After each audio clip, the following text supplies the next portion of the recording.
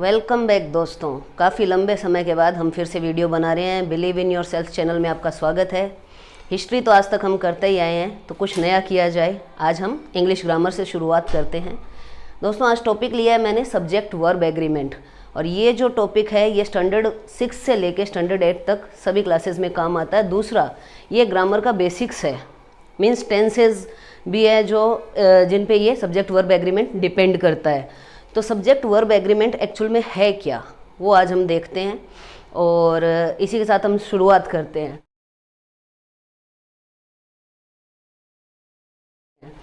First of all, what is subject? किसी भी sentence में सब्जेक्ट क्या होता है? The doer of the sentence is the subject. जैसे कि राम ईट्स फूड, तो इस सेंटेंस में हु का जो आंसर है वो क्या है? सब्जेक्ट है। तो हु का आंसर क्या आएगा? Ram. Okay, for example Ram की जगह अगर यहाँ पे ही आ जाए तो हु का आंसर ही होगा, शी आ जाए शी होगा। इधर अगर मैं ऐसे लिखूं आई ईट फूड, अभी मैंने एस क्यों हटाया वो हम डिस्कस करेंगे। हु का आंसर क्या हो जाएगा? आई हो जाएगा। तो सब्जेक्ट क्या हो गया? The doer of the sentence is the subject. चलो अभी नेक्स्ट देखते हैं। What is verb? The action performed और the work done in any sentence is verb. For example, I play cricket. Now I play what? What का जो answer है वो क्या है? वर्ब है। किसी भी सेंटेंस में क्या हो रहा है, क्या का जो आंसर आता है, what का जो आंसर आता है वो वर्ब होता है, या फिर एक्शन परफॉर्म्ड होता है, या वर्क डन होता है। नाउ सब्जेक्ट वर्ब एग्रीमेंट क्या होता है? फर्स्ट ऑफ ऑल एग्रीमेंट क्या होता है? एग्रीमेंट होता है कि कोई भी दो लोग किसी एक चीज पे एग्री हो जाते हैं, उसे एग्रीमेंट बोलते हैं। एक ही बात पे राजी होना। तो सब्जेक्ट और वर्ब जब दोनों एग्री हो जाते हैं कि हमें किस अकॉर्डिंग सेंटेंस में सेट होना है, तो वो क्या है? सब्जेक्ट वर्ब एग्रीमेंट है। तो इसका पहला रूल हम देखते हैं। एग्रीमेंट एक हम समझौता कह सकते हैं, ठीक है।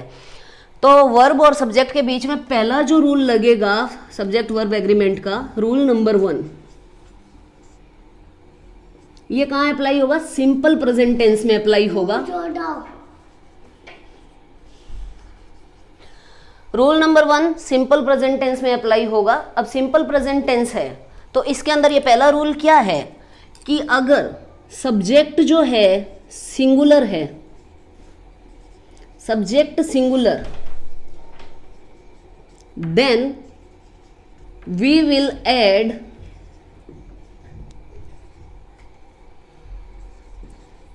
एस और ES with verb.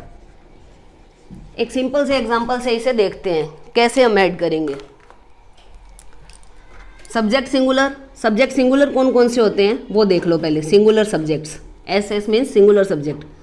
He, she, it और एनी नेम, नेम किसी का भी नाम हो सकता है, any single name. Okay, then I और यू, ये सिंगुलर हैं सारे।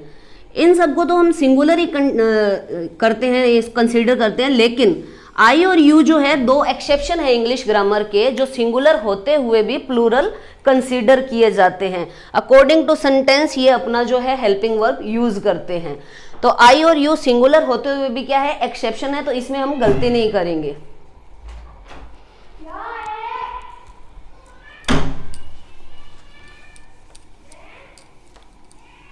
अब नेक्स्ट सेंटेंस है he goes to market. Now he मैंने बताया कैसा है? सिंगुलर सब्जेक्ट है। सिंगुलर है मीन्स कि एस नहीं है इसमें। तो वर्ब क्या है? गो। क्या कर रहा है? ये जा रहा है, ये हमारी वर्ब है। तो वर्ब में हम क्या करेंगे? एस ऐड कर देंगे। अब वर्ब के साथ मैंने ईएस लगाया है, तो ये चीज का आपको ध्यान रखना है, जो भी वर्ब एंड होती है वाई से एंड होगी तो आईईएस लग जाएगा, और ओ से एंड होगी तो ईएस लग जाएगा, और सीएच से कोई वर्ब एंड होती है तो उसमें ईएस लगता है। बाकी सब वर्ब्स में एस लगता है, जैसे ईट्स, स्लीप्स, डांसेज, सिंग्स, ओके। बाकी सब में सिंपल एस लगता है। तो इसमें हमने क्या किया है, ये ईएस जो है ये जोड़ के वर्ब को क्या किया है, वर्ब प्लस एस कर दिया है। तो इसमें हमारा जो फर्स्ट रूल है अप्लाई होता है। अब इसी के अपोजिट मैं यहां लिखती हूं आई गो टू मार्केट। यहां मैंने कोई भी एस नहीं लगाया। मैंने बताया कि आई अपने आप में सिंगुलर है, आई मतलब मैं एक ही इंसान होता है, लेकिन इंग्लिश ग्रामर में आई और यू, मैं और तुम क्या है, एक एक्सेप्शन है जिसके साथ हमेशा प्लूरल वर्ब यूज होती है। प्लूरल के साथ जो लगने वाली हेल्पिंग वर्ब्स होती है वो यूज होती है। तो आई के साथ, आई अपने आप में प्लूरल होता है, दैट मीन्स यहां पे क्या होगा, हम कोई भी एस नहीं लगाएंगे, माइनस एस कर देंगे, दैट इज गो। गो कैसा रहेगा, सिंपल ही रहेगा। इसकी जगह कोई भी वर्ब होगी, जैसे I play, I eat, I sleep, सब में एस नहीं आएगा। You go, you come, you sleep, you eat, you dance, you sing, okay. लेकिन ही, शी, इट, नेम, जैसे राम स्लीप्स और Sita dances, then Radha cooks food, ऐसे बहुत से सेंटेंसेस हम इसके एग्जाम्पल में समझ सकते हैं। तो ये फ्रेंड्स रूल नंबर 1 हो गया। इसी के बाद हम दूसरा रूल देखेंगे। Then this is our second rule. A phrase or a clause between the subject and verb does not change the number of subject। यहाँ पे क्या है कि अगर सब्जेक्ट और वर्ब किसी सेंटेंस के अंदर है, जैसे इसमें द वुमन सब्जेक्ट है और वर्ब यहाँ पे वर्ब है, तो इसके बीच में क्लोज या फ्रेज जो आ रहा है या सेंटेंस को एडिशनल डिपेंडेंट क्लोज आया है इसके अंदर, who went to the training, ठीक है। The woman who went to the training were bored, okay. तो इसमें ये जो आया है सेंटेंस, एडिशनल सेंटेंस, ये क्लोज है जो सब्जेक्ट जिस पर डिपेंड करता है, ओके। तो इसके अंदर हमें क्या देखना है कि ये जो चीजें हैं, चाहे फ्रेज आए, क्लोज आए, एडिशनल वर्ड्स आए, वो जो है सब्जेक्ट के नंबर को इफेक्ट नहीं करते। सब्जेक्ट जो जितना लिखा है उतना ही रहेगा, उससे उसके नंबर नहीं बढ़ेंगे। अब यहाँ पे वुमन, तो वुमन में आपको ये ध्यान देना कि वुमन की स्पेलिंग मैंने क्या लिखी है, यहाँ पे वुमन का मैंने प्लूरल फॉर्म लिखा है, WOMEN, दैट मीन्स बहुत सारी औरतें, ठीक है।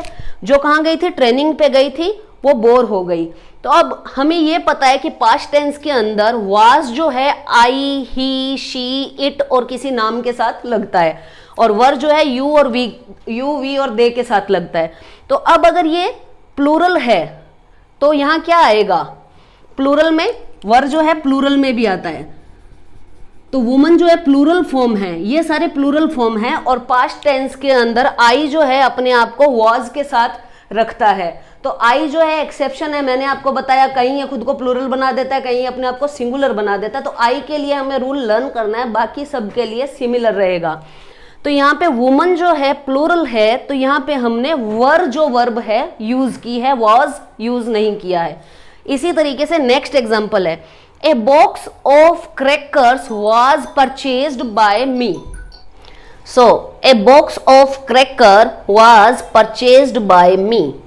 A box of crackers. Crackers को देख के कंफ्यूज नहीं होना चाहिए, क्योंकि ये बॉक्स के बारे में डिफाइन कर रहे हैं कि ये बॉक्स किस चीज का है, क्रैकर्स का है। लेकिन बॉक्स के आगे ए लगा है, वो ये चीज बता रहा है कि ये सिंगुलर सब्जेक्ट है। तो इसमें सब्जेक्ट जो है वो ए बॉक्स है, ए अपने आप में सिंगुलर को डिफाइन करता है, ठीक है। तो ए बॉक्स है, इस वजह से हमने यहां वॉज लगाया, ठीक है। अगर यहां पे ऐसा होता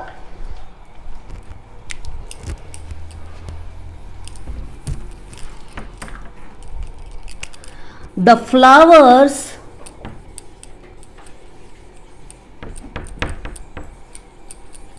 in the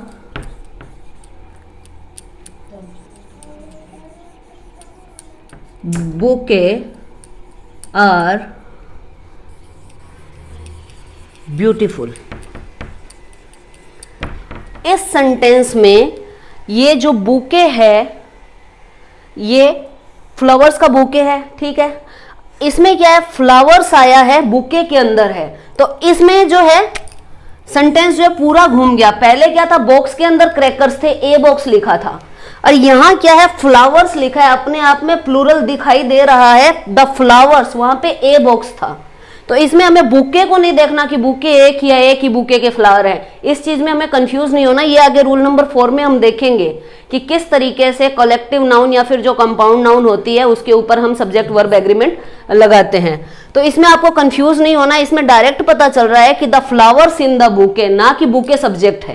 कौन से फ्लावर, जो बुके में है। द बुके ऑफ फ्लावर होता तो सिंगुलर होता, the flowers in the bouquet है, दैट मीन्स प्लूरल है। ओके, क्लियर है। पॉइंट हमारा है a collective noun may take singular और प्लूरल वर्ब। ओके, अब ये कलेक्टिव नाउन पे डिपेंड करेगा कि वो सेंटेंस में कैसे यूज हो रही है। अगर वो एज ए होल मीन्स अपना जो वर्ड यूज होता है कलेक्टिव नाउन के लिए, जैसे जानवरों के लिए अलग अलग टाइप के कैट, डॉग, काऊ, सबको हम एनिमल्स बोलते हैं। जिन्हें हम घर में पालते हैं उन्हें हम डोमेस्टिक एनिमल या फिर पेट्स बोलते हैं, ठीक है। तो उसके अंदर पेट्स में सारे आ जाते हैं जिनको हम घर में पाल सकते हैं। तो पेट यहाँ पे क्या हो गई, कलेक्टिव नाउन हो गई उनके लिए जिनको हम घर में पालते हैं, ठीक है, उन जानवरों के लिए, ठीक है। तो कलेक्टिव नाउन अगर एज ए होल होगी तो वर्ब कैसी होगी, सिंगुलर वर्ब जो होगी यूज होगी।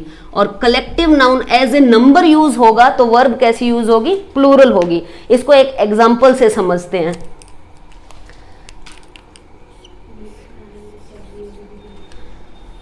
द असेंबली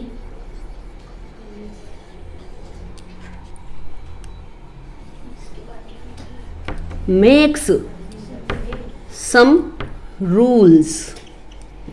यहां पे द असेंबली क्या होती है, ग्रुप ऑफ पीपल के लिए है जिन्होंने रूल बनाया है। लेकिन यहां पे हमने क्या लिया है, वर्ब के साथ एस ऐड कर दिया। मीन्स वर्ब जो है सिंगुलर के साथ हम क्या करते थे, एस लगाते थे, तो इसको हमने सिंगुलर कंसीडर किया है। ओके, या फिर अदर हेल्पिंग वर्ब के थ्रू समझे तो has, the assembly has made some rules, ठीक है।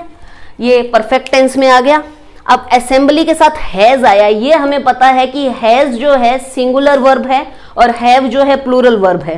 तो असेंबली के साथ हैज क्यों आया है, क्योंकि असेंबली एज ए होल यहाँ पे एज ए यूनिट काउंट हुआ है, पूरी यूनिट को, किसी एक एक पर्सन को नहीं। इसमें मेंबर्स को नहीं देख रहे हैं, पूरे मेंबर्स जिस असेंबली को रिप्रेजेंट कर रहे हैं उस पूरी असेंबली को हम एज ए यूनिट ले रहे हैं, ठीक है। अब इसी सेंटेंस को मैं दोबारा रिपीट करके बताती हूं।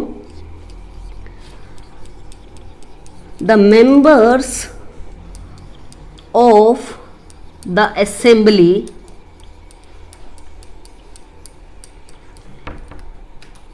हैव एग्रीड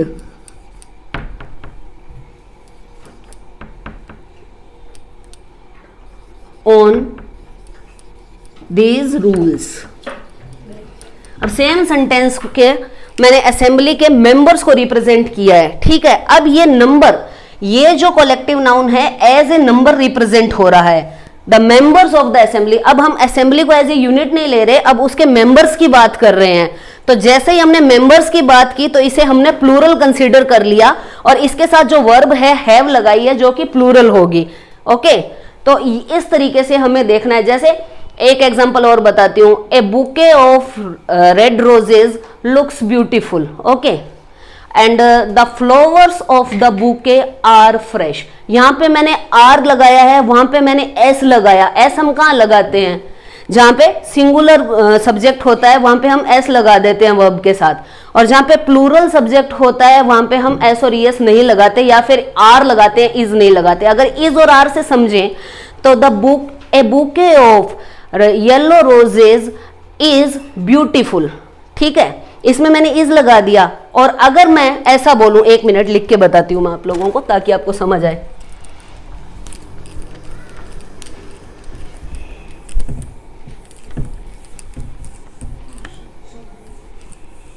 अब यहां पे हम क्या कर लेते हैं, एज ए होल यूनिट का अलग बना लेते हैं, as whole unit, collective noun as whole unit. Collective noun के लिए मैं CN लिख रही हूं, ठीक है। और यहाँ पे कलेक्टिव नाउन एज नंबर्स, यानी उसके मेंबर्स जो हैं उनके बारे में हम बात करेंगे इस कलेक्टिव नाउन के अंदर। फर्स्ट है a bouquet of red roses is beautiful. यहां हमने बुके को एज ए यूनिट लिया है, गुलदस्ते को देखा है, ना कि उसके अंदर के फूलों को। नाउ अब हम उसके नंबर्स यानी इसके मेंबर्स जो है उनके ऊपर सेंटेंस बनाते हैं।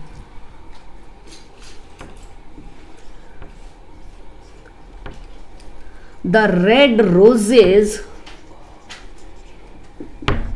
इन द बुके आर ब्यूटीफुल।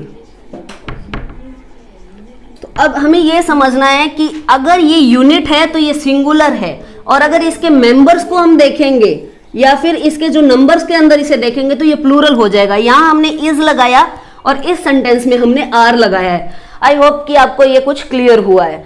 इसके बाद हम जैसे हर्ड बोलते हैं जानवरों के झुंड को, ठीक है।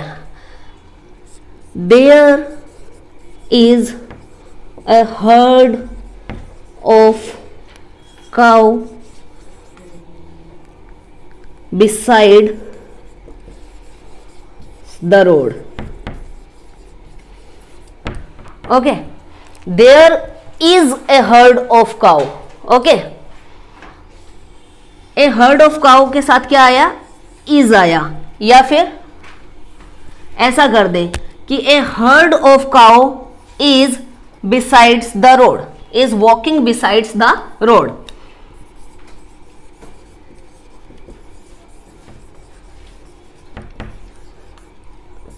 पहला एग्जांपल भी मैंने बता दिया आपको, दूसरा भी देखो, ये is के साथ बना रहे हैं। A herd of cow is walking besides the road. गाय का एक झुंड रोड के साथ साथ चल रहा है, ठीक है। यहां पे हमने a herd of cow लिया, मीन्स हमने उसकी यूनिट को देखा है, पूरे झुंड को देखा है, ना कि अंदर कितनी काऊ है या क्या है। अब देखो, the cows in the heard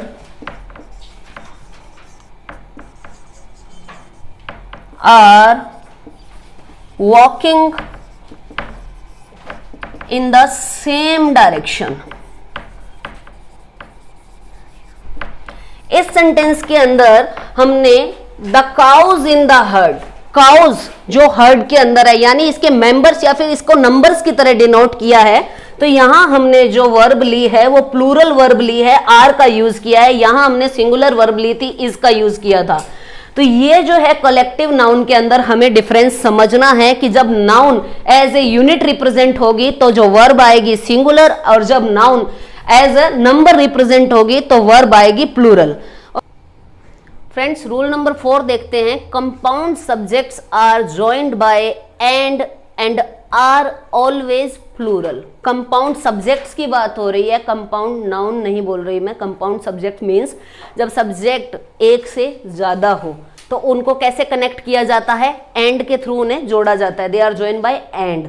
for example, Ram and Shyam are going to market. Okay, तो राम एंड श्याम नेम है, तो इसको हमें सिंगुलर कंसीडर नहीं करना, बीच में एंड लग गया है तो ये क्या है? एक कंपाउंड सब्जेक्ट है, एक से ज्यादा है सब्जेक्ट, उसको कंपाउंड सब्जेक्ट बोलते हैं। और इसके साथ वर्ब कैसी आएगी? हमेशा प्लूरल वर्ब आएगी according to the tense. Simple present tense है तो सिंपल प्रेजेंट के अकॉर्डिंग इसमें प्लूरल वर्ब आएगी, और कंटिन्यूअस टेंस है तो कंटिन्यूअस के अकॉर्डिंग, पास्ट है तो पास्ट के अकॉर्डिंग, फ्यूचर है तो फ्यूचर के अकॉर्डिंग, परफेक्ट टेंस है चाहे पास्ट का हो, फ्यूचर का हो, प्रेजेंट का हो, उसके अकॉर्डिंग आएगा। ओके, फॉर एग्जाम्पल एक सेंटेंस देखते हैं हम। अब राम एंड सीता है तो अब इसमें आपको ब्लैंक आएगा आर की जगह, और यहां पे आपको इज, आर, एम या फिर वॉज, वर कुछ भी दिया हुआ होगा। ठीक है, अगर प्रेजेंट टेंस के ब्लैंक है तो इज और आर का ऑप्शन आएगा, पास्ट का है तो वाज और वर का ऑप्शन आएगा। ओके, अगर पास्ट होगा तो आपको यहाँ पे वर यूज करना है। ठीक है, अगर पास्ट के होंगे तो आपको ऑप्शन मिलेंगे ब्लैंक में वॉज और वर। ठीक है, तो आपको इसमें वर को ऑप्ट करना है। और अगर प्रेजेंट का होगा तो उसमें आपको ऑप्शन मिलेंगे इज एंड आर। ज्यादातर इज और आर दे के कंफ्यूज किया जाता है। हम लोग क्या है, नेम देखते ही कि नाम दिया है तो इज लगा दो, कुछ नहीं सोचना। लेकिन यहाँ पे क्या है, राम एंड सीता, एंड जो है दो सब्जेक्ट्स को कनेक्ट कर रहा है। दैट मीन्स ये सब्जेक्ट एक नहीं है, कंपाउंड सब्जेक्ट है। When subject is more than one then it is consider as compound subject.